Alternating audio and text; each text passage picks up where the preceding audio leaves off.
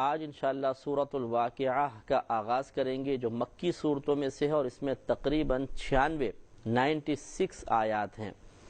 اور آپ کو معلوم ہے کہ مکی صورتوں میں زیادہ تر اللہ تبارک و تعالی نے عقائد کا بیان فرمایا ہے، کیونکہ اس زمانے میں مکی صورتوں میں جو ہجرت نبوی صلی اللہ علیہ وسلم سے پہلے نازل ہوئیں عقائد کی اصلاح بہت ضروری تھی۔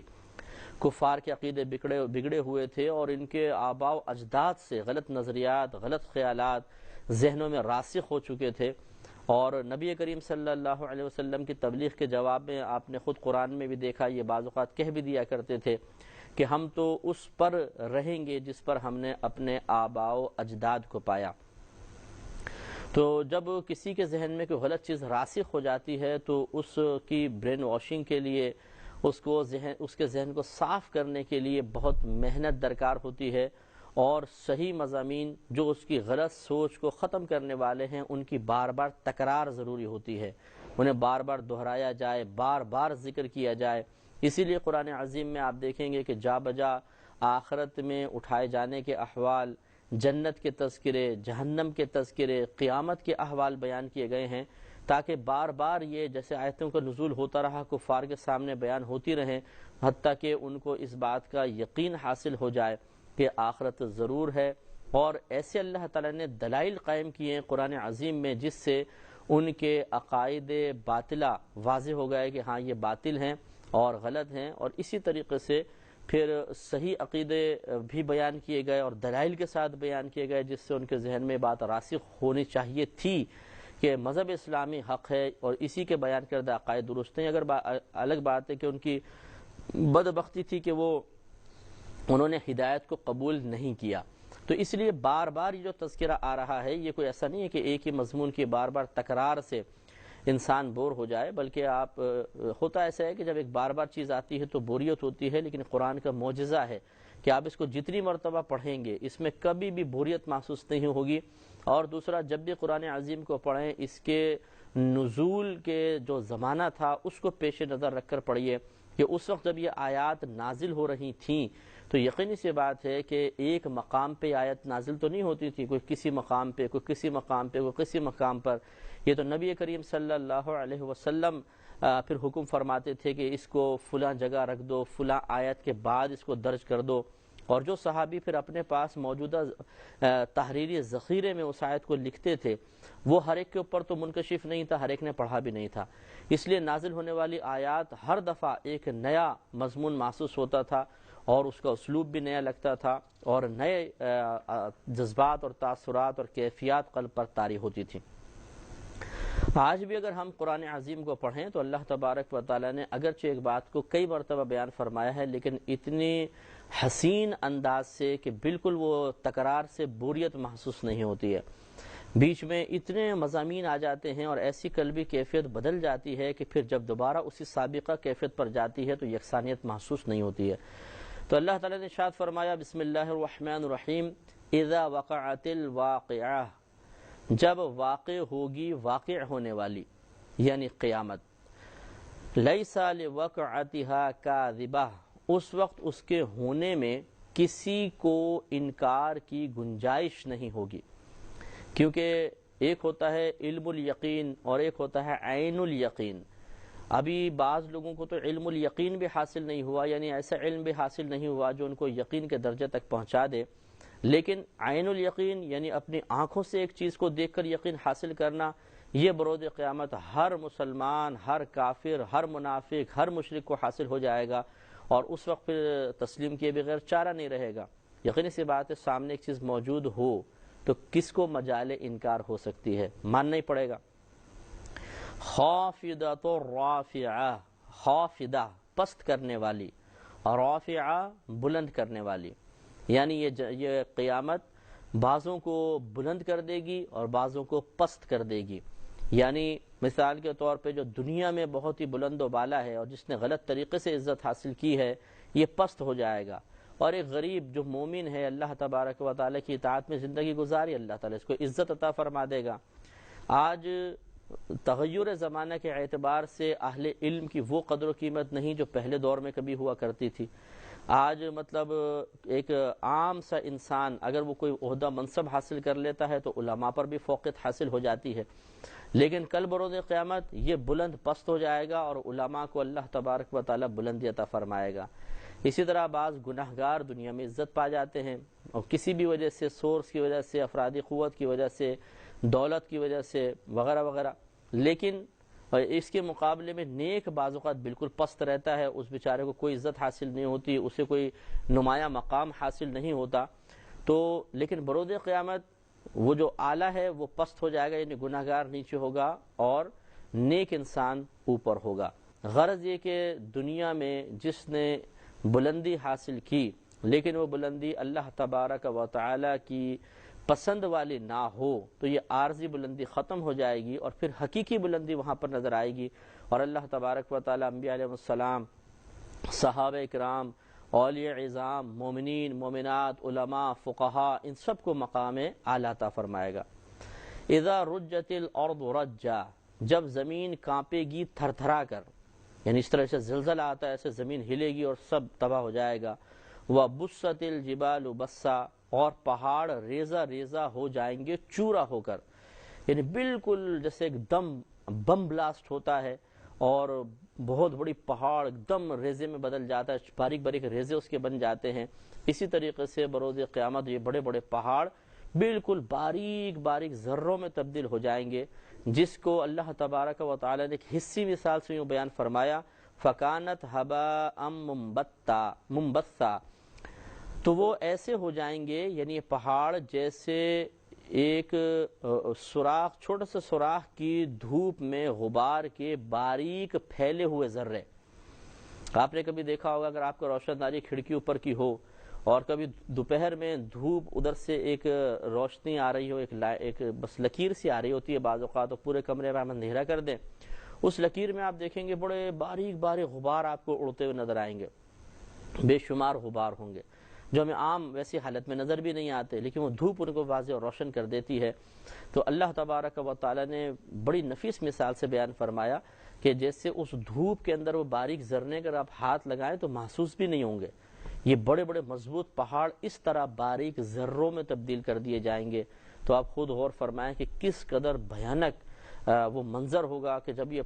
ہزاروں میل فی گھنٹہ کی رفتار سے پہاڑ آپس میں ٹکرائیں گے، تمام سیارے ٹکرا جائیں گے، تو بالکل ریزہ ریزہ کائنات ہو جائے گی۔ لیکن دوسرے لوگ شاید اس کو کسی سائنسی توجیہ کے ذریعے اس کو بیان کرنے کی کوشش کریں یا کوئی سائنس اس میں توجیہ بیان کریں، ہمارے عقیدے کے مطابق یہ قیامت ہوگی اور اللہ تبارک و تعالیٰ کے حکم سے تمام چیزیں ہوں گی۔ وَكُنْتُمْ أَزْوَاجًا ثَلَاثًا، اور تم تین قسم کے ہو جاؤ گے، یعنی تین گروہ ہو جاؤ گے۔ فَأَصْحَابُ الْمَيْمَنَةِ، تو سیدھے ہاتھ والے، تو ایک ہوں گے سیدھے ہاتھ والے جن کو اللہ تبارک و تعالیٰ دائیں ہاتھ میں نامہ اعمال عطا فرمائے گئے، نیک لوگ ہوں گے۔ ما اصحاب المیمنہ، کیا ہی ہیں دائیں ہاتھ والے، یہ ہمارے لیے تعجب ہے، اللہ تعالیٰ کی طرف سے گویا کہ ایک مدح ہے کہ کیا ہی ان کی اعلیٰ شان ہوگی جن کے سیدھے ہاتھ میں اللہ تبارک و تعالیٰ نامہ اعمال عطا فرمائے گا۔ ہماری دعا ہے کہ اللہ تبارک و تعالیٰ ہمیں بھی اور جتنے ہمارے اس پروگرام کو سننے والے ہیں تمام مومنین، تمام مومنات کو اللہ تبارک و تعالیٰ بلا حساب و کتاب داخل جنت فرمائے، سیدھے ہاتھ میں اعمال نامہ عطا فرمائے تو اس کی بڑی کرم نوازی ہوگی۔ وہ اصحاب المشأمہ، اور بائیں ہاتھ والے یعنی الٹے ہاتھ والے، ما اصحاب المشأمہ، کیا ہی ہیں وہ الٹے ہاتھ والے، یہ تحقیر شان کے لیے، کیا ہی ہیں الٹے ہاتھ والے، بالکل ان کی کوئی شان نہیں ہوگی، کوئی ان کی عزت نہیں ہوگی، ذلت، رسوائی، ندامت، حسرت، پچھتاوا یہ ان کا مقدر بنے گا۔ والسابقون السابقون، اور سبقت لے جانے والے ہی سبقت لے جانے والے ہیں، یعنی آگے بڑھ جانے والے ہی آگے بڑھ جانے والے ہیں۔ اب ان سابقون سے مراد کون ہیں تو ان کے بارے میں مختلف اقوال ہیں مفسرین کے، جن میں سے ایک قول یہ ہے کہ ان سے وہ صحابہ مراد ہیں جنہوں نے 2 ہجرتیں فرمائی تھیں، پہلے حبشہ کی طرف پھر مدینہ منورہ کی طرف۔ بعض نے کہا ان سے مراد پہلے اسلام لانے والے ہیں، کسی بھی دور میں جو اسلام قبول کرنے میں سبقت لے جانے والے ہیں وہ مراد ہیں، اور صحیح قول یہی ہے کہ یہ صحابہ کرام کے حق میں یہ آیت نازل ہوئی کہ وہ ہم سب میں نبی کریم صلی اللہ علیہ وسلم کی اطاعت کرنے میں، اتباع کرنے میں اور آپ کے ہاتھ پہ بیعت کرنے میں سبقت لے جانے والے ہیں، لہٰذا ان کو یہ مقام حاصل ہوگا۔ اولئک المقربون، وہی مقرب بارگاہ ہیں، یعنی اللہ تعالیٰ کی بارگاہ میں مقام قرب حاصل کرنے والے ہیں۔ فی جنات النعیم،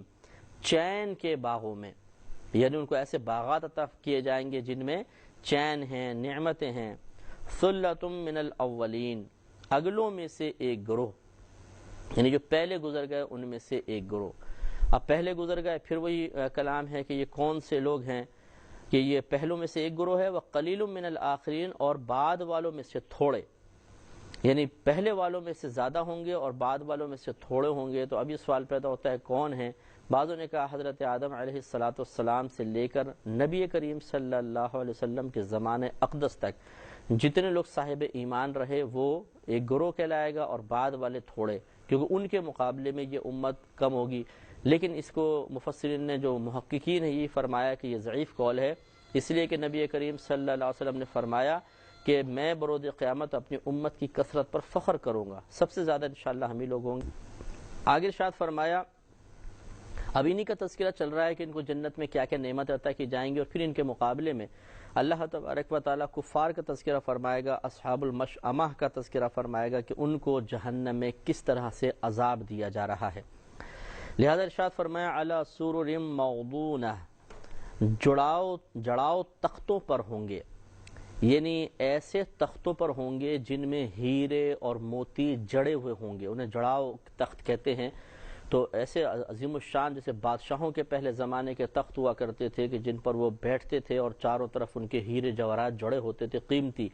ایسے ایک ادنا جنتی جو دنیا کے اندر بڑا ہی معمولی سا انسان بظاہر ہوا کرتا تھا، لیکن جب بعطائے الہی وہ جنت میں جائے گا تو اس کی شان دیکھنے کے قابل ہوگی۔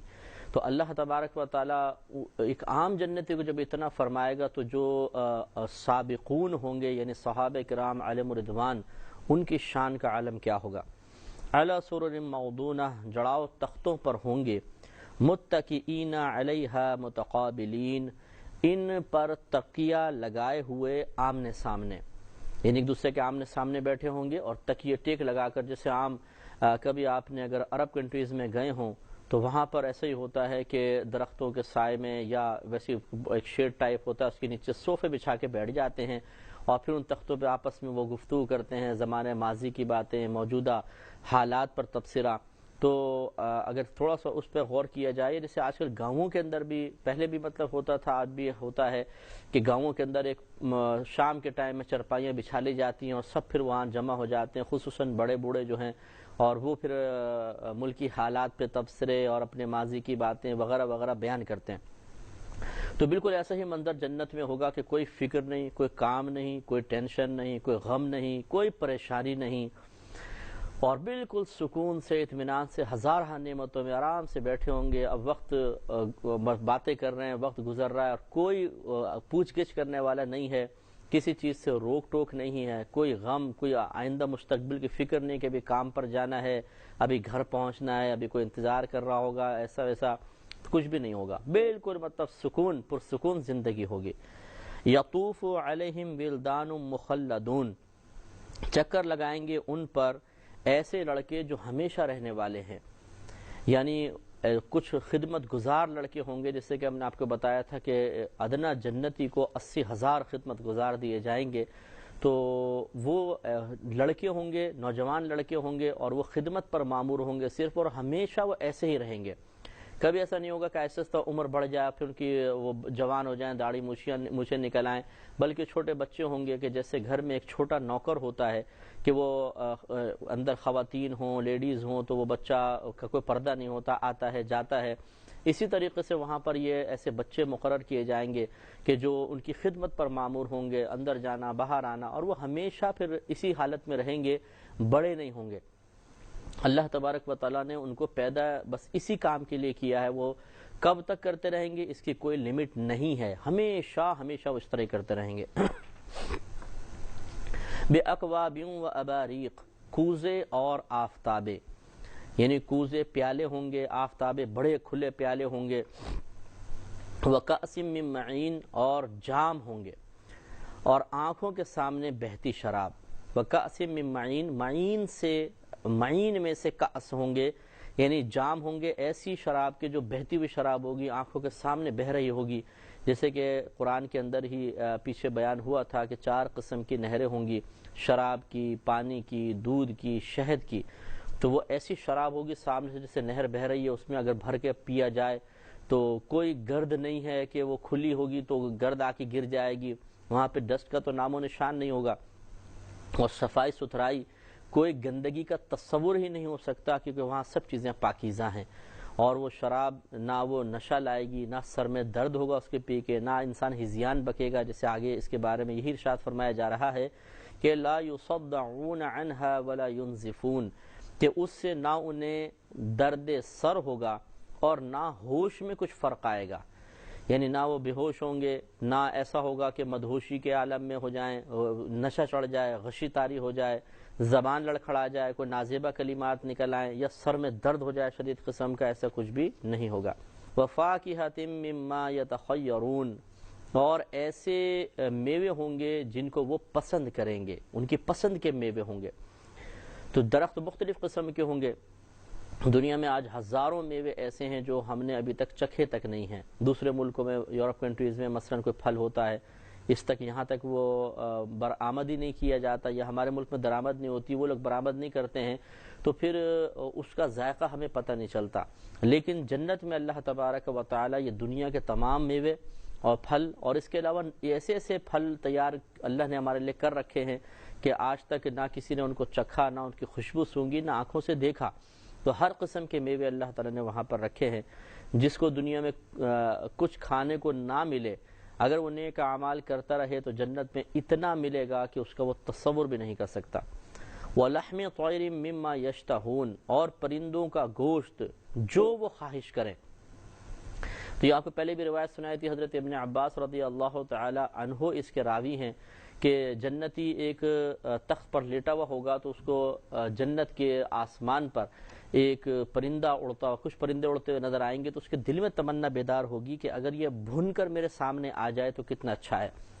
جیسے ہی وہ اس بات کو سوچے گا، اللہ تعالیٰ کے کرم سے وہ پرندہ بھن کے اس کے سامنے آ گرے گا. یہ پیٹ بھرنے سے مراد پھر وہی وضاحت ہے کہ پیٹ بھرنے سے مراد یہ نہیں ہے کہ اس کا پیٹ خالی تھا اور اس کو بھوک تکلیف پہنچا رہی تھی، بلکہ خواہش کے مطابق، کہ مطلب صرف لذت کی خواہش ہوگی کہ مزہ حاصل کرنے کے لیے انسان کھائے گا، حقیقتاً پیٹ بھرنے کے لیے نہیں. وہ نہ بھی کھائے تو وہاں پہ نہ کمزوری ہوگی، نہ ضعف ہوگی، نہ اذیت و تکلیف محسوس ہوگی. صرف نفسانی لذت کے لیے انسان کھائے گا، اگرچہ وہاں پہ نفس نہیں ہوگا کہ جو انسان کو بہکائے، بلکہ اگر جو ہمارے اندر کے نفس جس کو ہم روح سے تعبیر کرتے ہیں لسان شرع میں، وہ مطیع و فرما بردار ہوگی اور وہ بالکل انسان کو نہیں بہکائے گی، صرف ایک لذت حاصل کرنے کے لیے. اس کے بعد ابن عباس رضی اللہ تعالی عنہ فرماتے ہیں کہ پھر جب وہ کھا چکے گا وہ پرندہ دوبارہ زندہ ہو کر اڑ جائے گا. یعنی وہاں پہ ایسا نہیں ہے کہ چیز ضائع ہو جائے، خراب ہو جائے، اس کو پھینکنا پڑے اور پھر صفائی کرنے والے مقرر کرنا پڑے کہ بھئی اب جنت میں جاؤ، پورے جنتوں کے کھانوں کی جو صفائی ہے وہ اٹھا کر کسی جگہ پھینکی جائے. ایسا کوئی بھی معاملہ نہیں ہوگا. یہ اللہ تبارک و تعالیٰ کا کرم ہوگا کہ اللہ نے ایک ایسی جنت تیار کر رکھی ہے جس میں گندگی کی کوئی گنجائش نہیں ہے. وحور عین، اور بڑی آنکھوں والی حوریں یہ انہیں عطا کی جائیں گی، کامثال اللؤلؤ المکنون، جیسے چھپے رکھے ہوئے موتی. یہ جب سمندر میں ہوتا لگاتے ہیں تو جو ایک سیپی ٹائپ ہوتی ہے، ایک تو ہوتا ہے جس میں گھونگا ہوتا ہے اور ایک ہوتی ہے سیپ، یوں اس طرح دو اس کے رخ ہوتے ہیں. کہتے ہیں کہ جب بارش ہوتی ہے تو یہ اس کا منہ کھل جاتا ہے اور اس میں جو ایک بارش کا قطرہ گرتا ہے تو یہ بند ہو جاتی ہے، بعد میں وہ ہیرے میں بدل جاتا ہے.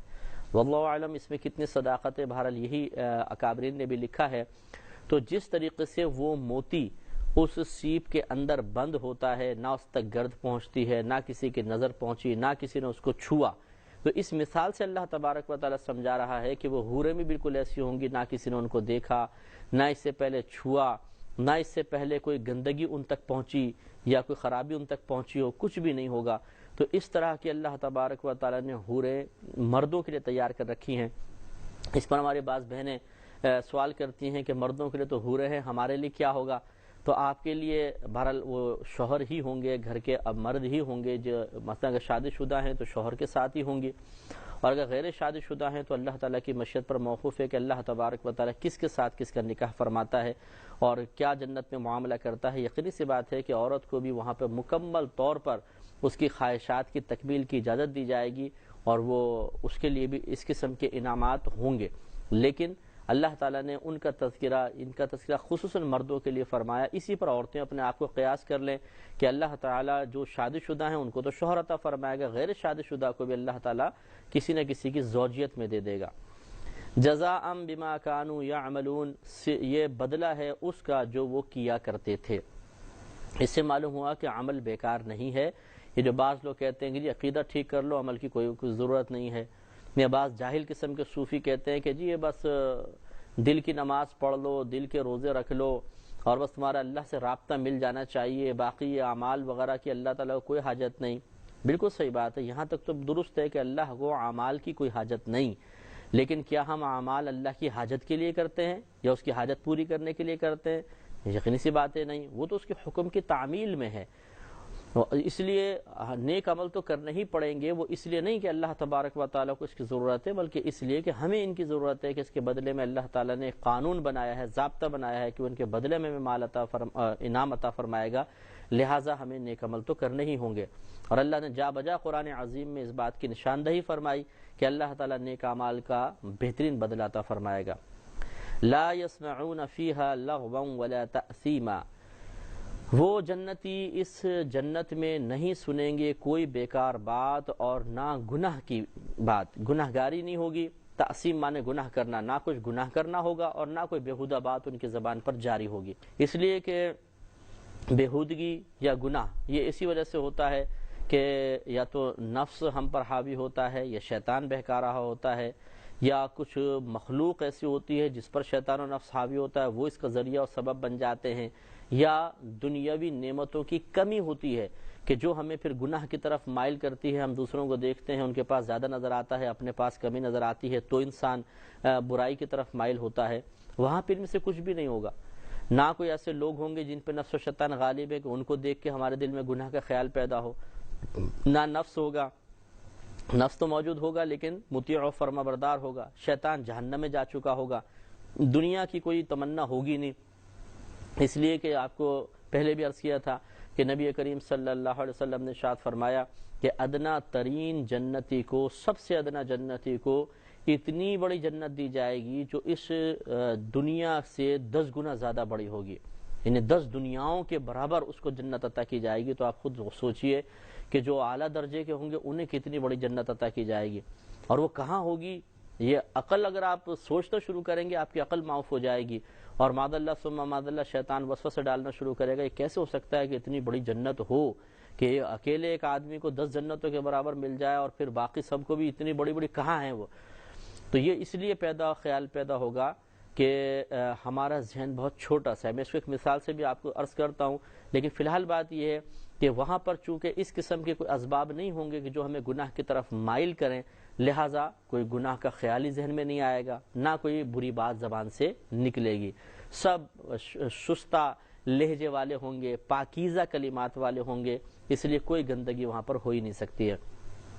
اب یہ جو ایک وسوسہ ہے کہ جی اتنی بڑی جنتیں کہاں ہوں گی کہ ادنا ترین جنتی کو اس دنیا کا 10 گنا ایریا دے دیا جائے، تو باقی کے پاس وہ کہاں ہیں اور کس طرح ہوگا؟ اس کو آسان سے ایک مثال سے سمجھ لیجئے کہ جیسے ایک کنواں ہو، بہت بڑا کنواں، مثلا جیسے ہمارا یہاں پورا کمرہ یعنی 30-35 میٹر چوڑا کنواں ہو، اور اس میں ایک مینڈک بچے دے دے۔ اب 2 اس کے بچے ہوں چھوٹے چھوٹے، وہ کنواں میں پانی بھی ہے بہت سارا، کچھ بڑے بڑے پتھر گرے ہوئے ہیں، کچھ جھاڑیاں اگ گئی ہیں، پودے اگ گئے ہیں، تو وہ چھوٹے چھوٹے جو مینڈک ہیں وہ جب اس کنویں میں پیدا ہوتے ہیں یا ہوئے مثال کے طور پر، تو پانی کو دیکھیں گے بہت زیادہ پانی نظر آئے گا، بہت بڑا پانی، وہ سمجھیں گے سارا کا سارا دریا ہے۔ وہ بڑے بڑے پتھروں کو دیکھیں گے تو پہاڑ کی مثل نظر آئیں گے، پودوں کو دیکھیں گے تو ان کی قد سے بہت بڑے بڑے پودے اور بڑی بڑی جھاڑیاں ان کو محسوس ہوں گی، اوپر دیکھیں گے تو گول سا ایک آسمان نظر آئے گا۔ تو جو اس کنویں میں پیدا ہوا، یقینی سی بات ہے وہ اسی کو کل کائنات سمجھے گا، وہ سمجھے گا یہی کل کائنات ہے، بھئی یہی پانی ہے، یہ جھاڑیاں ہیں، یہ بڑے بڑے پتھر ہیں اور وہ آسمان ہے. لیکن اگر انہی بچوں کو باہر نکال کر دنیا میں چھوڑ دیا جائے تو انہیں پتہ چلے گا اوہو جس کو ہم بہت بڑا سمجھ رہے تھے وہ تو کچھ بھی نہیں ہے، یہ تو بالکل ایک معمولی سا حصہ اس دنیا کا. دنیا میں تو اتنے بڑے بڑے پہاڑ، انہیں ماؤنٹ ایورسٹ کے پاس رکھ دیا جائے تو وہ دیکھ کے بے ہوش ہو جائیں گے کہ اتنے بڑے بڑے پہاڑ. تو معلوم یہ ہوا کہ ہماری حیثیت بھی حقیقتاً ایک کنویں کے مینڈک کی سی مثل ہے. ہم یہ پوری دنیا کنویں کی مثل ہے. ہم اس کے اندر بڑے بڑے پہاڑ دیکھ رہے ہیں، دریا سمندر دیکھ رہے ہیں، اوپر دیکھتے ایک آسمان نظر آتا ہے تو ہمیں یہ کنویں کا منظر نظر آ رہا ہے. اس کنویں سے جب باہر نکلیں گے تو ہمیں پتہ چلے گا کہ اللہ تبارک و تعالیٰ کی سلطنت اس دنیا تک محدود نہیں، اس کی حکومت کا دائرہ بہت وسیع ہے، بہت ہی وسیع ہے. اور یہ انشاءاللہ آپ اور میں اپنی آنکھوں سے دیکھیں گے. کوئی تعجب کی بات نہیں ہے. اللہ تبارک و تعالیٰ بڑی عظمت والا، بڑی قدرت والا ہے. اس کے وعدوں پر یقین رکھنا ضروری ہے. چنانچہ ان نادانوں کی طرح ہرگز مت ہو جائیے گا جنہوں نے عقلی طور پر جنت کو جاننے کی کوشش کی، اور جب ان کی عقل عاجز آ گئی تو انہوں نے کہا کہ جنت کی حقیقت کچھ بھی نہیں ہے. یہ دراصل لوگوں کو صرف کچھ انعامات کا تذکرہ کر کے ایک ترغیب دی گئی ہے، ایک لالچ پیدا کیا گیا تاکہ دنیا کا توازن نہ بگڑے اور لوگ گناہوں کو چھوڑیں، کرپشن چھوڑ دیں. اس وجہ سے بس ایسا ہوا ہے. حقیقتاً جنت نہیں ہے. یاد رکھیں جو اس قسم کے نظریہ رکھے گا وہ کافر ہو جائے گا، کیونکہ قرآن و حدیث کے ظاہر کو اختیار کرنا سب سے پہلے یہ ہم پہ فرض ہے. پھر اگر تعویل کی گنجائش ہو یا ضرورت ہو تو تعویل کی جاتی ہے، ورنہ ظاہر پر ایمان لانا فرض. تو اللہ تبارک و تعالی نے جب ان جنتوں کے تذکرے فرمائے اور ان کا بار بار ذکر کیا تو ہمیں اس جنت پر یقین رکھنا واجب ہے کہ یہ اللہ تبارک و تعالی نے تیار کی ہوئی ہے. ہاں اس کی حقیقت کیا ہے، اس کی درست کیفیت یہ ہمیں بھی حاصل نہیں ہوگی. یہ انشاءاللہ جب ہم داخل ہوں گے تبھی جان سکیں گے. اللہ تعالیٰ نے ارشاد فرمایا کہ لا يسمعون فيها لغوا ولا تأثیما، اس میں نہیں سنیں گے کوئی بری بات اور نہ کوئی گناہ کا کام ہوگا. الا قیلا سلاما سلاما یا سلاما سلاما، ہاں یہ کہنا ہوگا کہ سلام سلام، ہر ایک دوسرے کو سلامتی کی دعائیں دے رہا ہوگا، سلام کر رہے ہوں گے، لیکن کوئی بری چیز وہاں پر نہیں سنیں گے. اب اس کا مطلب یہ نہیں ہے کہ صرف سلام سلامی ہوتا رہے گا، اس کے علاوہ کوئی کلام نہیں کریں گے. مراد یہ ہے کہ وہاں پر اچھی پاکیزہ بات ہوگی، جس سے سلام ایک اچھا پاکیزہ کلمہ ہے، اسی کی مثل پاکیزہ کلام ہوگا، کوئی غلط اور برا کلام نہیں ہوگا. وَأَصْحَابُ الْيَمِينِ مَا أَصْحَابُ الْيَمِينِ، اور سیدھی جانب والے کیا ہی ہیں سیدھی جانب والے. پھر یہاں پہ وہ مدح کے لیے ارشاد فرمایا کہ ان کی کیا شان ہوگی. فی صدر مخضود، بے کانٹوں کی بیریوں میں. آج دنیا میں اگر آپ کسی بیر کا درخت دیکھیں گے اس میں کانٹے نظر آئیں گے، لیکن جنت میں بیر ہوں گے لیکن ان میں بیریاں ہوں گی، ان میں کانٹے نہیں ہوں گے، بغیر کانٹے کی بیریاں. وَطَلْحٍ مَنضُودٍ، اور کیلے کے گچھوں میں. سبحان اللہ، یعنی بیریاں بھی ان کو عطا کی جائیں گی، کیلے کے گچھے ان کو عطا کیے جائیں گے. اس کا مطلب ہے یہ نص قطعی سے ثابت ہوا کہ جنت میں بیر بھی ہوگا اور کیلے بھی ہوں گے. وَظِلٍّ مَمْدُودٍ، اور ہمیشہ کے سائے میں. ہمیشہ کے سائے سے مراد جیسے ہمارا دنیا میں ایک سایہ ہو وہ مراد نہیں ہے، کیونکہ سائے کے لیے دھوپ کا ہونا ضروری ہے. حالانکہ جنت میں دھوپ نہیں ہوگی. مراد یہ کہ جیسے ایک دھوپ میں آپ چل رہے ہو، اچانک سائے میں آ جائیں تو بڑا سکون ملتا ہے. حتیٰ کہ اگر آپ لانگ ڈرائیو پر جا رہے ہوں اور مسلسل دھوپ آپ کے شیشے پہ پڑ رہی ہو اور پھر کوئی آپ کو ایسا شیڈ وغیرہ نظر آئے جس کے نیچے تھوڑی دیر آپ گاڑی کھڑی کر لیں، پھر آپ دیکھیں کتنا سکون ملتا ہے. تو یہ مراد ہے کہ جس طریقے سے آدمی دھوپ سے سائے میں آتا ہے تو پرسکون اس کو ماحول میسر ہو جاتا ہے، سکون ملتا ہے. اسی طرح وہاں پر ہمیشہ رہنے والا سایہ ہوگا، یعنی وہاں پہ دھوپ وغیرہ بالکل نہیں ہوگی. تو جیسے ایک سائے کی کیفیت ہے، نرمی، آسانی، ٹھنڈک، سکون، یہ وہاں پر انشاءاللہ حاصل ہوگا. وَمَاءٍ مَسْكُوبٍ، اور ہمیشہ جاری پانی میں. یعنی وہ ایسی جنت میں ہے جو جنت میں ہے، فرمایا کہ بے کانٹوں کی بیریوں میں سے مراد اس میں داخل نہیں ہو جائیں گے. مراد یہ ہے کہ ان کو بے کانٹے کی بیریاں دی جائیں گی، کیلوں کے گچھے ہوں گے، ہمیشہ رہنے والے سائے ہوں گے اور ہمیشہ جاری پانی میں رہیں گے. یعنی جاری پانی ہوگا، ہمیشہ ان کا پانی جاری رہے گا. ایسا نہیں ہوگا جیسے یہاں پہ بعض اوقات علاقوں میں پانی کی شارٹیج ہو جاتی ہے اور آدمی 2 دن انتظار کرتا ہے، کوئی پائپ لائن پھٹ گئی اور پانی نہیں آیا. ایسا وہاں پر نہیں ہے، وہاں پر ہر چیز اللہ تبارک و تعالیٰ کی طرف سے وافر مقدار میں ہوگی اور اس کا ضیاع بھی نہیں ہوگا، ایسے نہیں کہ ضائع ہو رہی ہو، اور بالکل تازہ بتازہ جب کبھی انسان پیے گا تازگی کا احساس ہوگا۔ وَفَاكِهَةٍ كَثِيرَةٍ، اور بہت سے میووں میں ہوں گے، ہزاروں قسم کے میوے ہوں گے، لا مقطوعۃ،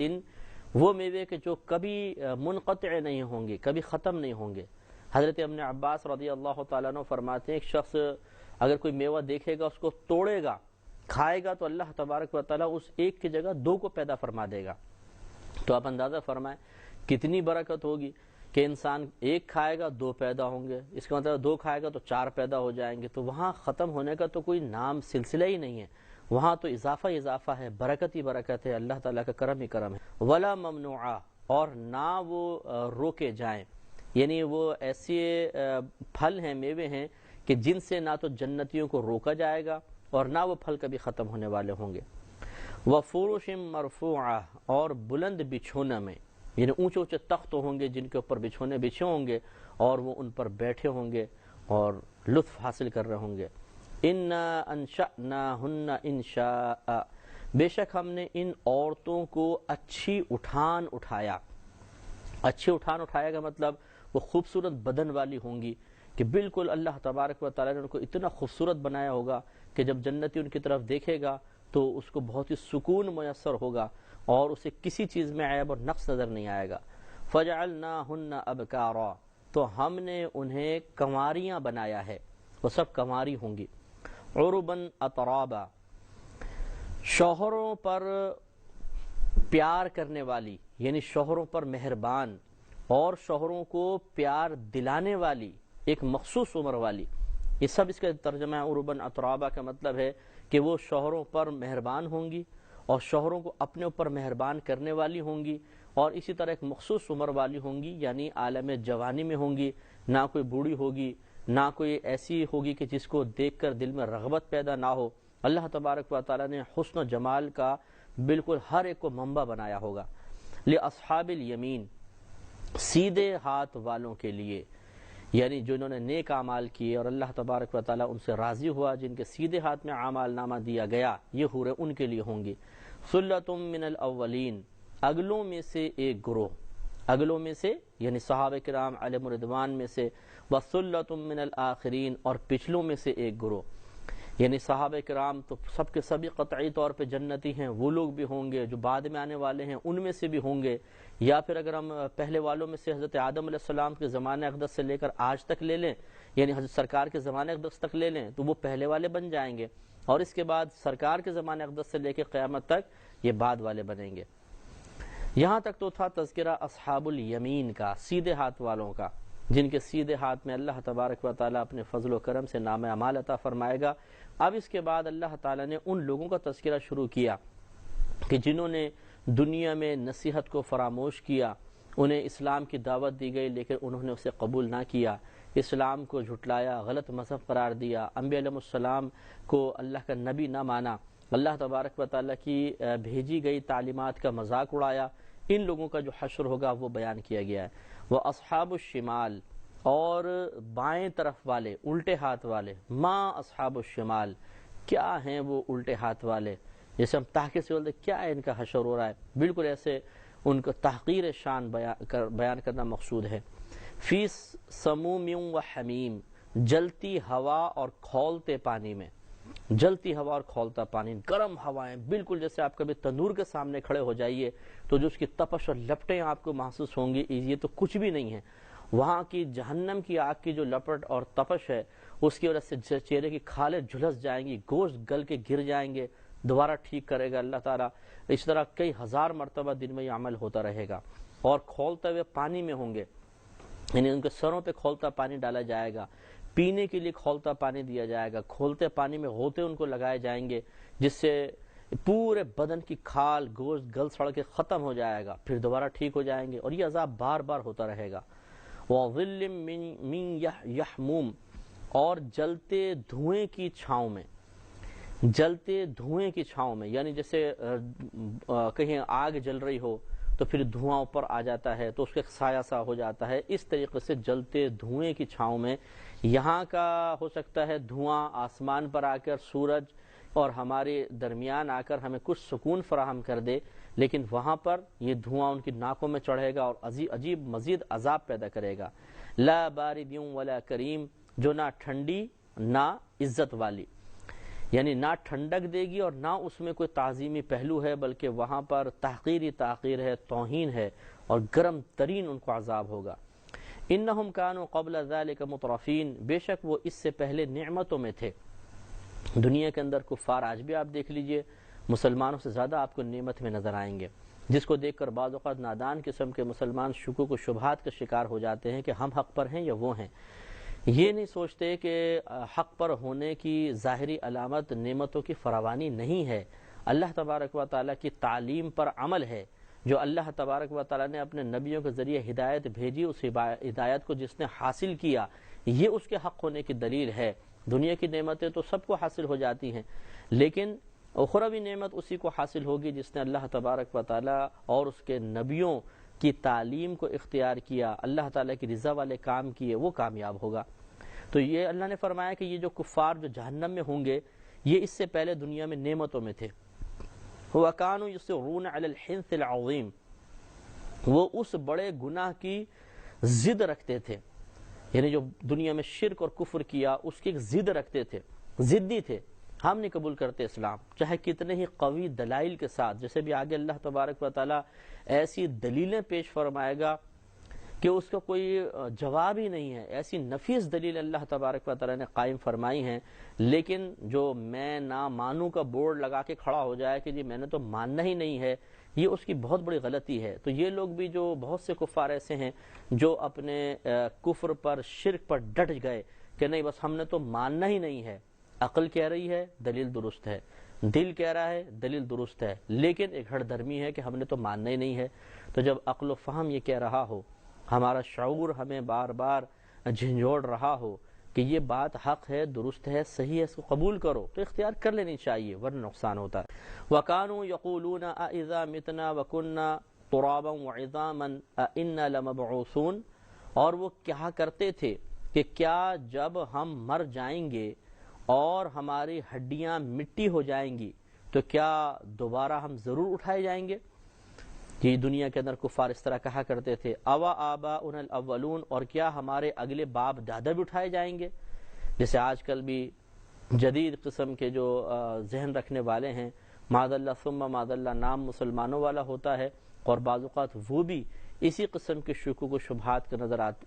شکار نظر آتے ہیں کہ جب مر جائیں گے، مٹی میں مل جائیں گے، پھر ہمیں دوبارہ اٹھائے گا اللہ تعالیٰ، یہ کیسے ہو سکتا ہے؟ اس کے جواب خود اللہ تعالیٰ آگے ارشاد فرما رہا ہے کہ کس طریقے سے اللہ تعالیٰ اٹھائے گا، عقلی دلیل دے گا، اور واقعی وہ دلیل ایسی پاورفل دلیل ہے کہ ہر دھرم کو بھی ایک لمحے کے لیے تو ہلا کر رکھ دے اور اس کو حق کی طرف مائل کر دے۔ یہ الگ بات ہے کہ وہ اسے قبول نہ کرے تو اس کی بدبختی ہے، ورنہ اللہ تبارک و تعالیٰ کی دلیل بڑی قوی ہے جو آگے آئے گی۔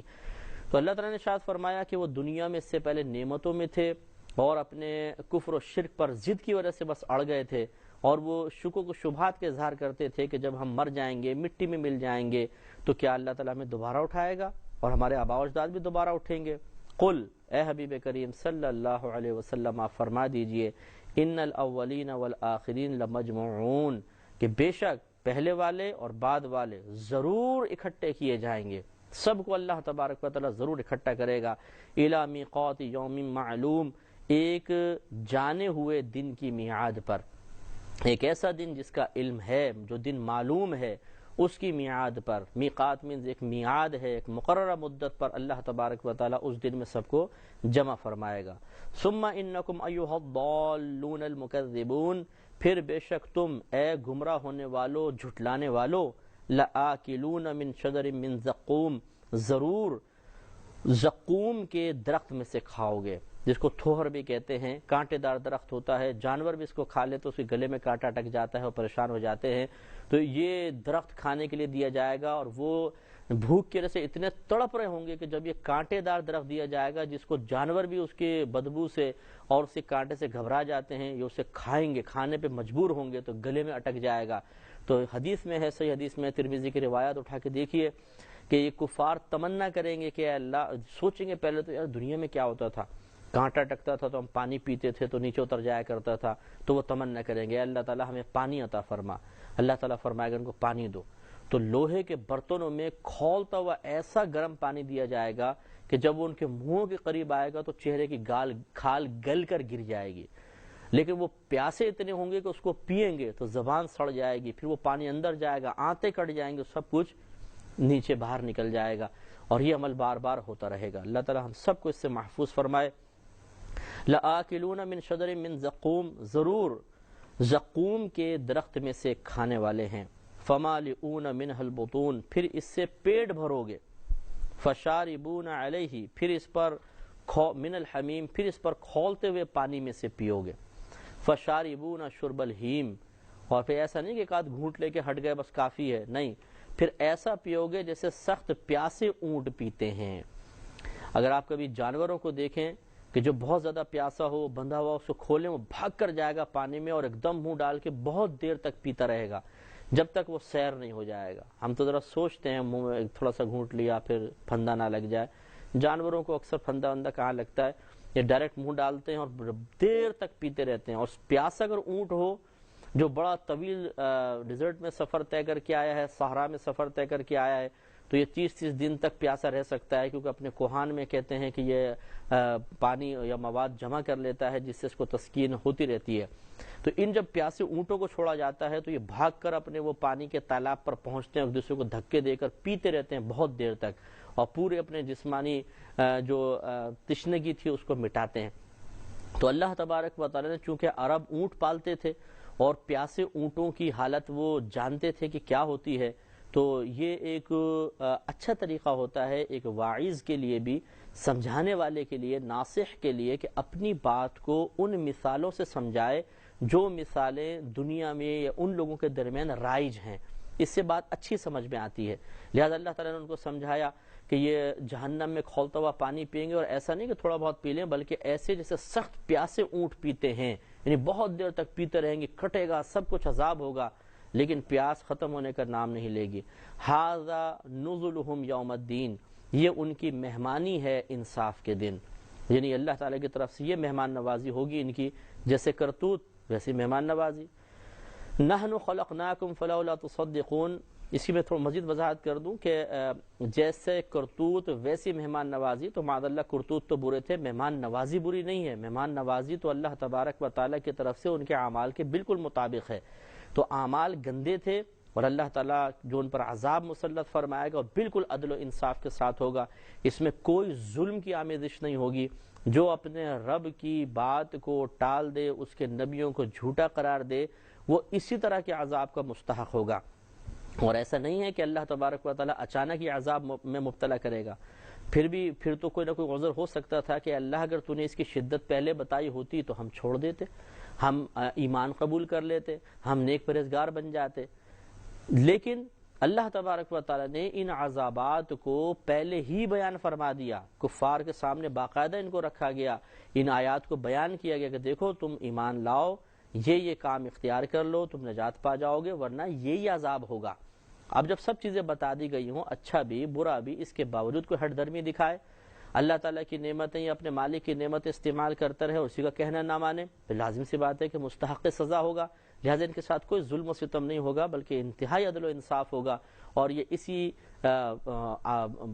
عمل اجر کے، اسی بدلے کے اور اسی سلوک کے مستحق ہوں گے، کیونکہ انہوں نے دنیا میں ایسے ہی کام کیے ہوں گے۔ نحن خلقناکم فلولا تصدقون، ہم نے تمہیں پیدا کیا تو تم کیوں نہیں سچ مانتے، کیوں نہیں تصدیق کرتے ہو، ہم نے تمہیں پیدا کیا۔ اب یہاں سے اللہ تبارک و تعالی جو دلیلیں دے گا اس کا کوئی قیامت تک جواب نہیں دے سکتا۔ لہذا آگے ارشاد فرمایا کہ افرأیتم ما تمنون، کیا پس تم دیکھتے ہو، ما تمنون، اس منی کو جو تم گراتے ہو، یعنی ماؤں کے رحم میں جو تم اپنا نطفہ پہنچاتے ہو، کیا تم اس کو دیکھتے نہیں ہو؟ انتم تخلقونہ ام نحن الخالقون، کیا تم بناتے ہو اسے، یعنی اس نطفے سے آدمی، بچہ، انسان تم بناتے ہو، ام نحن الخالقون، یا ہم بنانے والے ہیں؟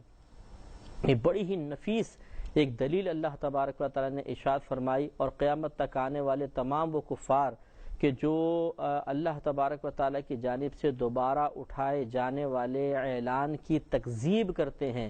ان کو مبہوت کر دینے کے لیے ایک بات یہ کافی ہے کہ یہ بتاؤ کہ جب ماں کے رحم میں مادہ منویہ پہنچتا ہے تو وہ بچہ کیسے بن جاتا ہے. ایک پانی کی بوند ہے لیکن اسی سے آپ دیکھیں کہ ہاتھ بنتے ہیں، پیر بنتے ہیں، ناخن بنتے ہیں، آنکھیں بنتی ہیں، بال بچے کے بنتے ہیں، اور پورا نظام ہضم اور تمام جو اندر کا معاملہ ہے سب اللہ تعالیٰ بنا دیتا ہے. تو کون بناتا ہے؟ تم بناتے ہو یا اللہ تعالیٰ بناتا ہے؟ تو یقینی سی بات ہے کہ وہ اس کا تو ضرور انکار کریں گے کہ ہم نہیں بنا، اقرار کریں گے کہ ہم نہیں بناتے. یہ الگ بات ہے کہ اللہ تعالیٰ کے بنانے کا ہو سکتا ہے کوئی انکار کر دے، لیکن انشاءاللہ کوئی انکار اس کا بھی نہیں کرے گا. تو اب آسان سی بات ہے، سمجھنے کے لیے بالکل آسان ہے اور ایک معقول بات ہے کہ جو رب کریم پانی کی ایک بوند سے ایک پورے وجود کو پیدا کرنے پہ قدرت رکھتا ہے، تو کیا جب تمہارا پورا وجود تعمیر ہو گیا اور پھر تم مٹی میں ملا دیے جاؤ گے تو کیا اس سے دوبارہ اللہ تعالیٰ تمہیں نہیں اٹھا سکتا؟ تو اگر کوئی کہے کہ نہیں اٹھا سکتا، کیوں؟ کیا مشکل ہے؟ اگر وہ کہے کہ ہاں بہت مشکل ہے تو بتاؤ پھر یہ مشکل ہے کہ نہیں؟ اب وہ کہے گا ہاں مشکل تو ہے، لیکن اللہ تعالیٰ نے اس کو یقیناً کر کے دکھا کے یہ ثابت فرما دیا کہ اللہ تعالیٰ کے لیے بالکل مشکل نہیں. تو جب یہ اللہ تعالیٰ کے لیے یہ مشکل نہیں ہے تو وہ کیسے مشکل ہوگا؟ کیوں نہیں اس پر ایمان لے آتے؟ کیوں نہیں اس کی تصدیق کرتے ہیں؟ لہذا کہ ارشاد فرمایا کہ نحن قدرنا بینکم الموت، ہم نے تمہارے درمیان مقدر فرما دیا، مقرر کر دیا موت کو. چنانچہ کوئی تو پھر بچپنے میں انتقال کر جاتا ہے، کوئی جوانی میں، کوئی ادھیڑ عمر میں، کوئی بڑھاپے میں جا کر. وما نحن بمسبوقین، اور ہم اس سے ہارے ہوئے نہیں ہیں، علی ان نبدل امثالکم، کہ تم جیسے مزید بدل دیں. یعنی اللہ تبارک و تعالیٰ فرماتا ہے کہ ہم نے تو تم میں موت ٹھہرا دی ہے، تم نے ضرور مرنا ہے. دوسرا یہ کہ اللہ تعالیٰ اس سے کوئی ہارنے والا نہیں ہے، یا اللہ تعالیٰ معاذ اللہ کو شکست خوردہ ہو کر نہیں بیٹھ گیا کہ تمہاری جگہ کسی اور کو نہیں لا سکتا، بلکہ جب تمہیں موت دے گا تم مرو گے، اللہ تعالیٰ دوسروں کو لے آئے گا. وَنُنْشِئَكُمْ فِي مَا لَا تَعْلَمُونَ، اور تمہاری صورتیں وہ کر دیں کہ جن کی تمہیں خبر نہیں. یعنی اللہ تعالیٰ تمہاری صورتوں کو مسخ کر دے، سور کی شکل میں بدل دے، بندروں کی شکل میں بدل دے، جیسے کہ سابقہ قوموں پر بھی عذاب نازل ہوا اور اللہ تعالیٰ نے ان کی صورتوں کو مسخ فرما دیا. تو گویا کہ اللہ تعالیٰ فرما رہا ہے کہ ہم نے تمہیں پیدا بھی کیا، تمہارا وجود بنایا، لہٰذا اور پھر موت بھی تمہارے لیے مقرر کی، اور پھر ان تمام چیزوں کو کرنے کے بعد ایسا نہیں ہوا کہ اب اللہ تعالیٰ تھک گیا ہے، اب وہ شکست خوردہ ہو گیا ہے، اس نے ہار مان لی ہے. نہیں، بلکہ وہ اس پہ قدرت رکھتا ہے کہ تمہیں موت دینے کے بعد تمہاری جگہ مزید کسی اور کو لے آئے، اور اس پر بھی قدرت رکھتا ہے کہ اگر وہ قوم اللہ تبارک و تعالیٰ کی اطاعت و فرمانبرداری سے منہ موڑے تو اللہ تعالیٰ ان کی شکلوں کو بندر اور سور کی شکل میں تبدیل کر دے، جیسا کہ سابقہ قوموں پر عذاب نازل ہوا اور اللہ تعالیٰ نے کسی کو بندر بنایا اور کسی کی شکل کو سور کی شکل میں بدل دیا.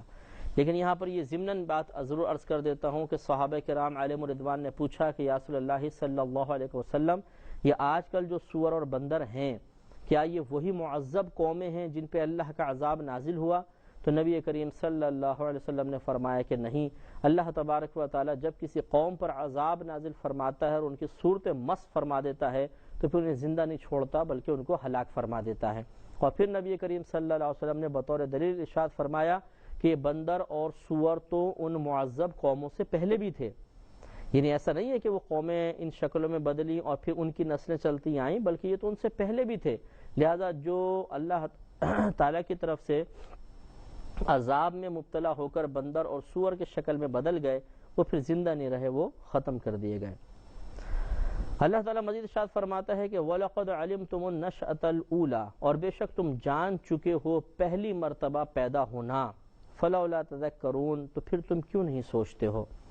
پہلی مرتبہ پیدا ہونا یعنی وہی جیسے ابھی پیچھے بیان فرمایا کہ ایک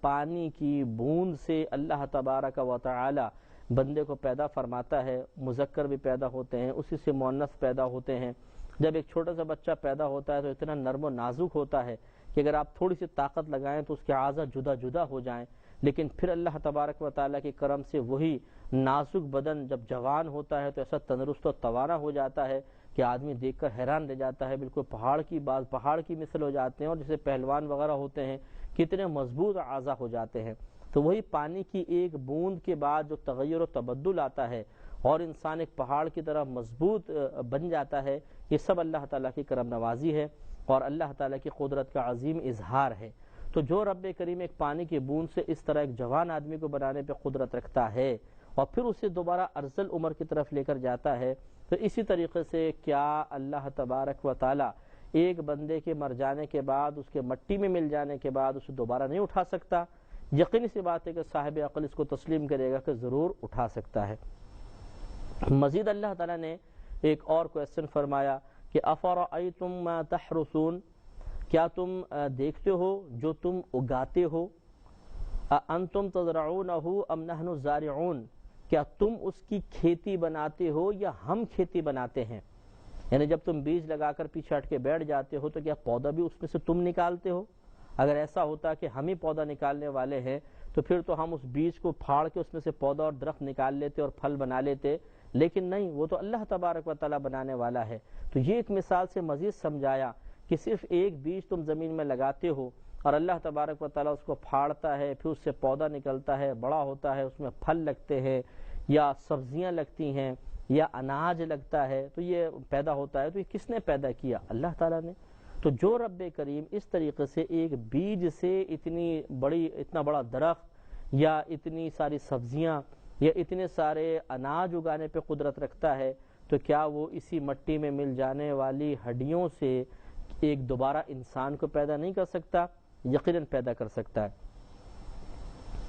لو نشاء لجعلناه حطاما فظلتم تفکہون، ہم چاہیں تو اسے پامال کر دیں، بالکل روند کر رکھ دیں، پھر تم باتیں بناتے رہ جاؤ۔ یعنی تم تو یہ دعوے کرتے ہو کہ یہ ہم نے اگایا، ہم نے زمین نرم کی، ہم نے بیج ڈالے، بر وقت ڈالے، بڑی حفاظت کی۔ اللہ تعالیٰ فرماتا ہے اگر ہم چاہیں تو جب وہ پودے بڑے ہو جائیں یا تھوڑے بھی ہوں تو ایسی آندھی طوفان بھیجے جائیں کہ بالکل روندے ہوئے ہو جائیں، تو پھر تم خالی باتیں بناتے رہ جاؤ گے اور اس آندھی طوفان کو روک نہیں سکتے ہو۔ لہٰذا معلوم ہوا کہ اللہ تبارک و تعالیٰ کی قدرت کو تسلیم کرنا چاہیے۔ اور مزید فرمایا کہ تم یہ بھی کہو گے کہ انا لمغرمون، کہ ہم پر تو تاوان قائم ہو گیا۔ جب آدمی کوئی جرم کر لیتا ہے تو اس کی بعض اوقات سزا کے طور پر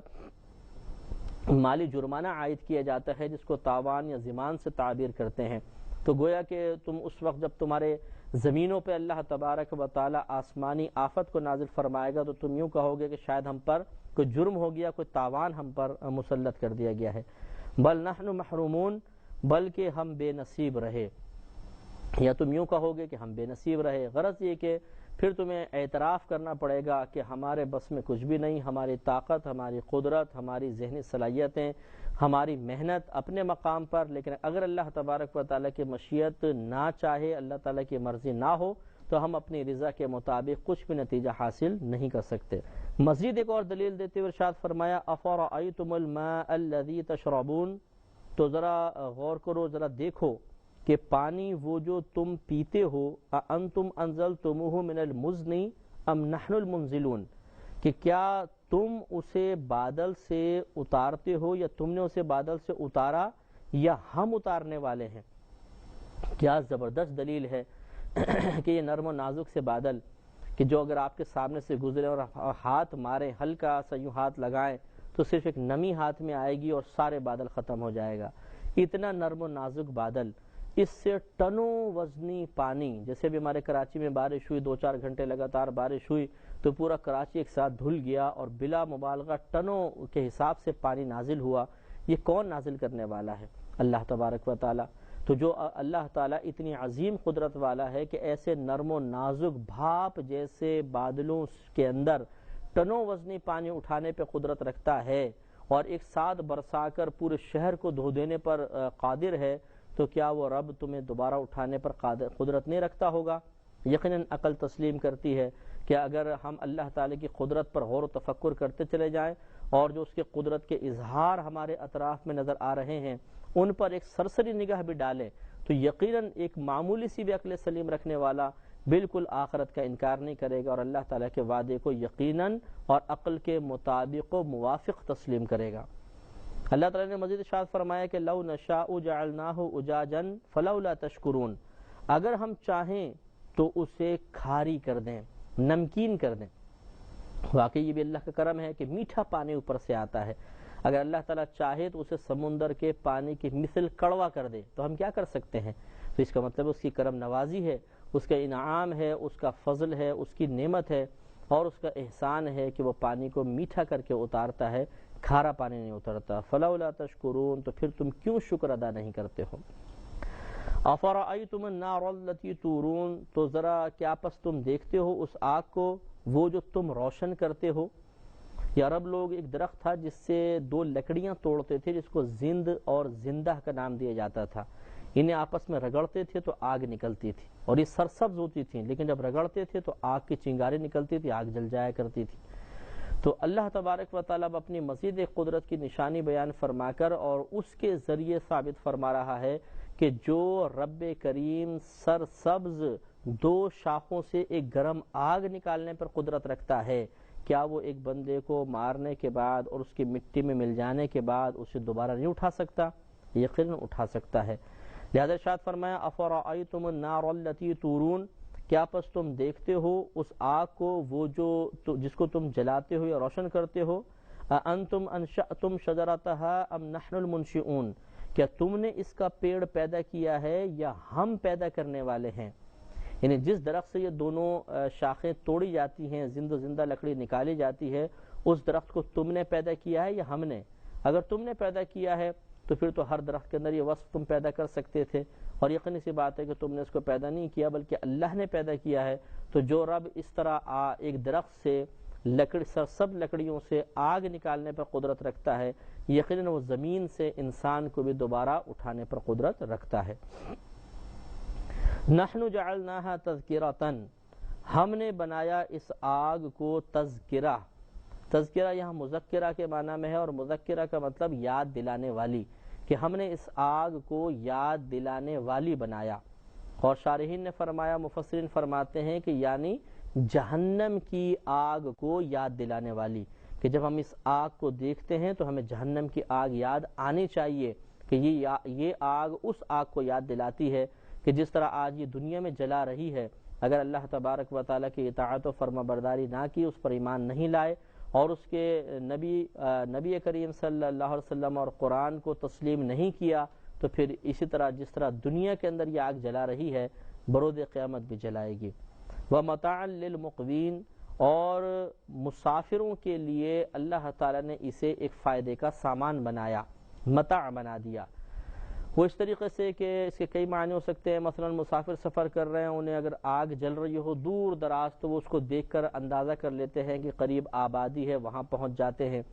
یا اس لیے اللہ تعالیٰ فرما رہا ہے کہ تمہارے لیے قیمتی سامان اس کو بنا دیا کہ تم اس کو جلاتے ہو، راستے میں روشنی کر لیتے ہو. جس سے کہ پڑاؤ ڈالا کرتے تھے پہلے زمانے میں، جنگلوں میں پڑاؤ ڈالتے تھے سفر کرنے کے دوران،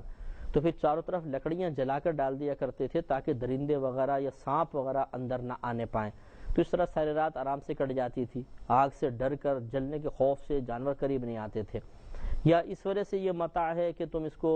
جلا کر اس پہ کھانا وغیرہ پکا لیتے ہو. اگر سردیاں ہیں تو پانی وغیرہ گرم کر لیتے ہو. غرض ہے کہ یہ لکڑیاں اللہ تعالیٰ کی بڑی کرم نوازی ہے. یہ آگ جو ہے اللہ تبارک و تعالیٰ کی کرم نوازی کی ایک نشانی ہے. فَصَبِّحْ بِاسْمِ رَبِّكَ الْعَظِيمِ، تو اے حبیب کریم صلی اللہ علیہ وسلم آپ اپنے عظیم رب کے نام کے ساتھ اس کی تسبیح بیان فرمائیں. اس سے آگے اللہ تبارک و تعالی ارشاد فرماتا ہے کہ فَلَا أُقْسِمُ بِمَوَاقِعِ النُّجُومِ، تو مجھے قسم ہے ان جگہوں کی جہاں ستارے ڈوبتے ہیں. یعنی جہاں سے جب سورج نکلتا ہے آہستہ آہستہ سفیدی پیدا ہوتی ہے تو ستارے غائب ہو جاتے ہیں، ورنہ رات میں ٹمٹماتے رہتے ہیں. تو جب یہ غائب ہو رہے ہوتے ہیں تو وہ گویا کہ ان کے غروب کا مقام ہوا. تو اللہ تبارک و تعالیٰ کی چونکہ یہ ایک عظیم نشانی ہے، اور یہ اللہ تعالیٰ کی قرآن پاک میں عادت کریمہ نظر آتی ہے کہ جہاں اس قسم کی کوئی عظمت پر عظیم نشانی ہے یا کوئی بڑی اللہ تعالیٰ کی قدرت کے اظہار کا منبع بنتی ہے، کوئی چیز مرکز بنتی ہے، تو اللہ تعالیٰ اس کی قسم یاد فرماتا ہے. لہذا خاص طور پہ اللہ تعالیٰ نے ستاروں کے ڈوبنے کے مقامات کی قسم کو یاد فرمایا. اور خود آگے ارشاد فرمایا وَإِنَّهُ لَقَسَمٌ لَوْ تَعْلَمُونَ عَظِيمٌ، اور اگر تم سمجھو تو یہ ایک بہت بڑی قسم ہے. یعنی یہ بہت ہی اللہ تعالیٰ کی قدرت کی عظیم نشانی ہے، تو اس کی قسم بھی بہت ہی بڑی ہے۔ اِنَّهُ لَقُرْآنٌ کریم، بے شک یہ عزت والا قرآن ہے، فی کتاب مکنون، ایک محفوظ کتاب میں، یعنی لوح محفوظ میں، کہ اللہ تبارک و تعالیٰ نے اس قرآن کریم کو لوح محفوظ میں بھی محفوظ فرمایا ہوا ہے، اور اس میں تبدیلی کی کوئی گنجائش نہیں ہے۔ لا یمسہ الا المطہرون، اسے نہ چھوئیں مگر باوضو لوگ۔ اور مطہر سے مراد صرف باوضو ہی نہیں بلکہ جو باغسل بھی ہو، یہ بھی ضروری ہے۔ اس میں تفصیل یہ ہے کہ مطہرون جو اللہ تعالیٰ نے ارشاد فرمایا تو یہ طہارت سے بنا ہے، سمجھ لیجیے اس کا اصل مادہ طہارت ہے، اور طہارت یا پاکی دو طرح کی ہوتی ہے، ایک نجاست حقیقیہ سے پاکی اور ایک نجاست حکمیہ سے پاکی۔ نجاست حقیقیہ ان نجاستوں کو کہتے ہیں جن کو آپ اپنی آنکھوں سے دیکھ سکیں یا ہاتھ وغیرہ سے چھو سکیں یا اس کی کوئی بدبو وغیرہ محسوس کر سکیں جیسے پیشاب۔ اور نجاست حکمیہ ان نجاستوں کو کہتے ہیں کہ جنہیں نہ آپ آنکھوں سے دیکھ سکیں، نہ اسے چھو سکیں، اور نہ ان کی کوئی اپنی ذاتی کوئی بدبو وغیرہ ہو، جیسے بے وضو پن یا بے غسل پن، جس کو ہم حالت جنابت کہتے ہیں۔ یہی وجہ ہے کہ آپ اگر دو اشخاص کو لے لیں، ایک جنبی ہو ایک غیر جنبی ہو، یا ایک باوضو ہو ایک بے وضو ہو، اور پھر آپ سے کوئی پوچھے کہ ان میں بتاؤ باوضو کون ہے، بے وضو کون ہے، جنبی کون ہے، غیر جنبی کون ہے، تو ہم کوئی ظاہری نشانی سے نہیں پہچان سکتے، کیونکہ ایسا نہیں ہے کہ ہم یوں ہاتھ لگائیں تو جو بے وضو ہو تو ہاتھ پہ کوئی نجاست آ جائے، کوئی بدبو محسوس ہو، کوئی رنگ نظر آ جائے، ایسا نہیں ہوتا ہے۔ لہٰذا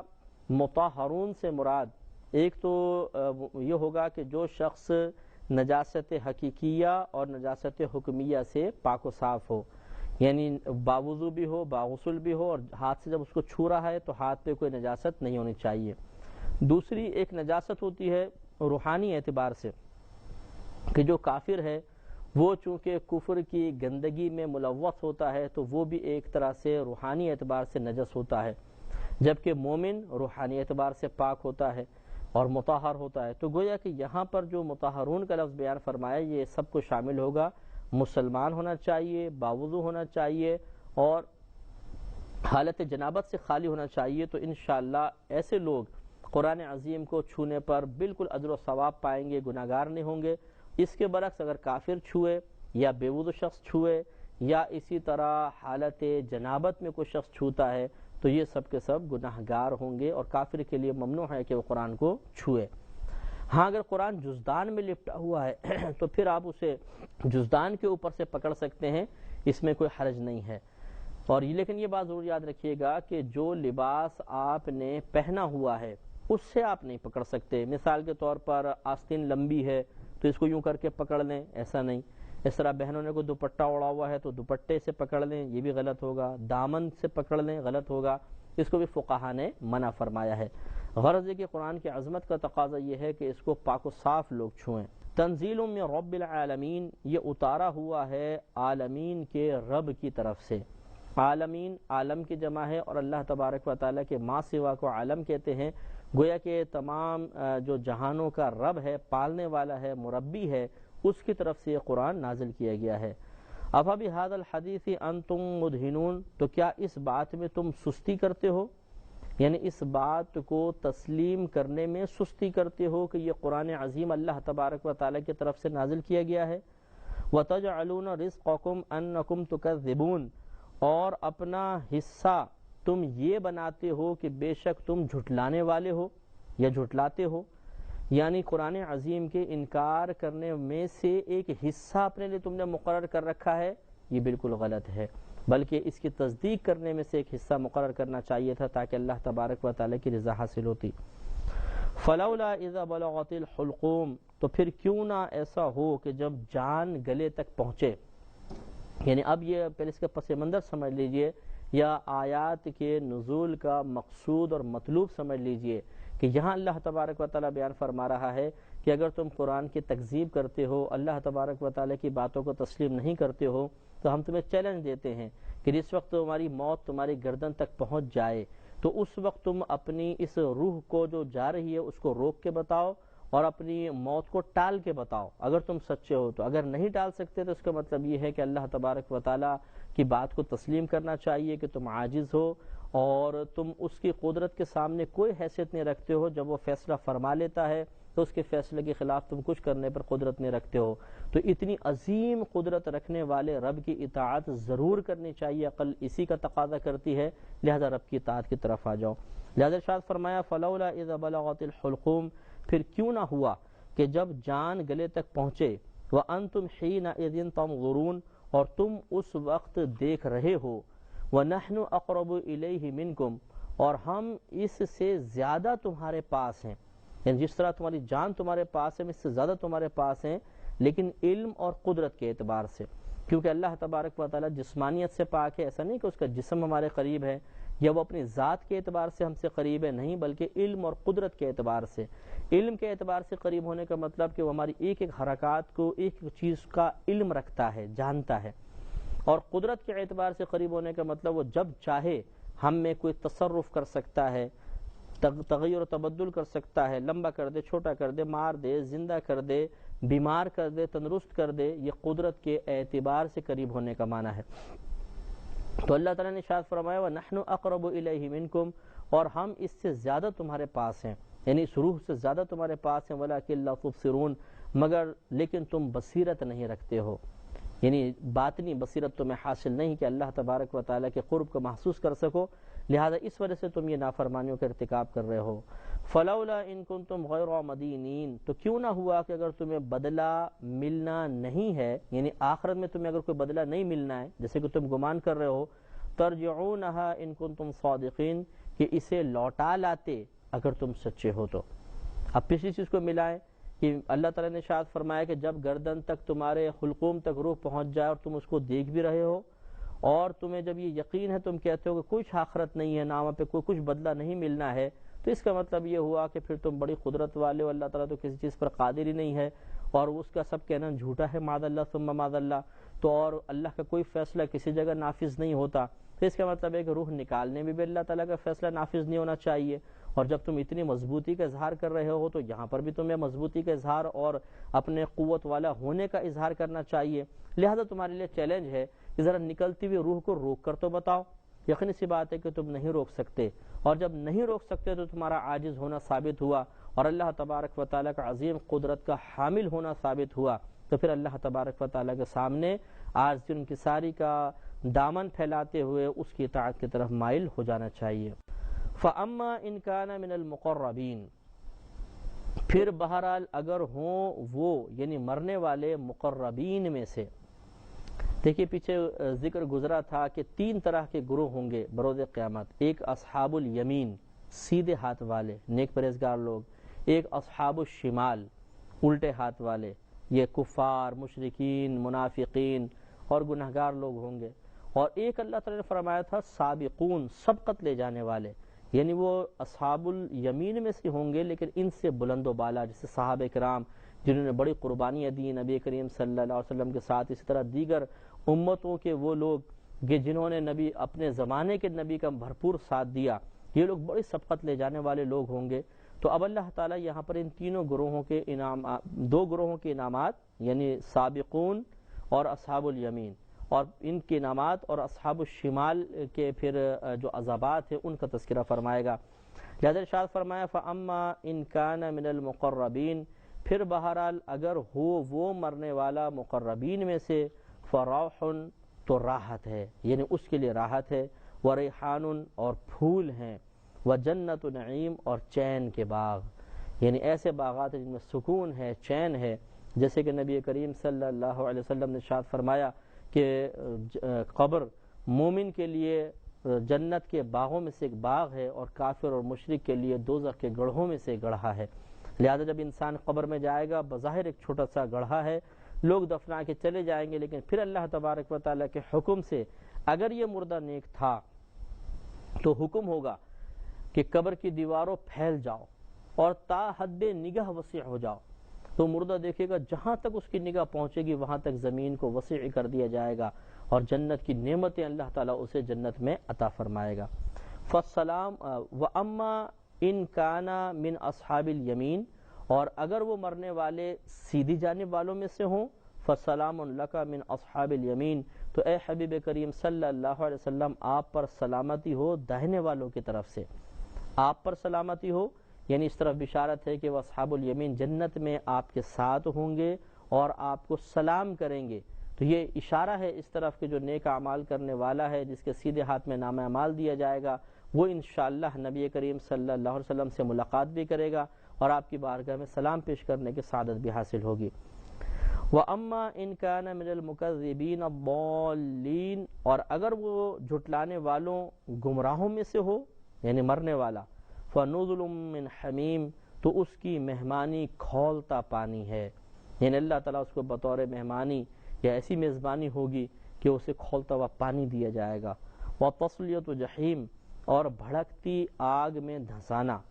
ان ھذا لہو حق الیقین، یہ بے شک اعلیٰ درجے کی یقینی بات ہے، یعنی اس میں کوئی شبے کی گنجائش نہیں، یقیناً یہ یقینی بات ہے کہ ایسا ضرور ہوگا۔ جو اللہ تبارک و تعالیٰ کا کہنا نہیں مانے گا، اس کے حبیب کریم صلی اللہ علیہ وسلم کو اپنا نبی تسلیم نہیں کرے گا، قرآن کو اللہ کی آخری کتاب مانتے ہوئے اس کے احکام پر عمل نہیں کرے گا اور اس میں جو غیبی خبریں ہیں انہیں حق اور سچ قرار نہیں دے گا، تو اس کا انجام ضرور ایسا برا ہوگا۔ فَسَبِّحْ بِاسْمِ رَبِّكَ الْعَظِيمِ، تو اے محبوب صلی اللہ علیہ وسلم آپ اپنے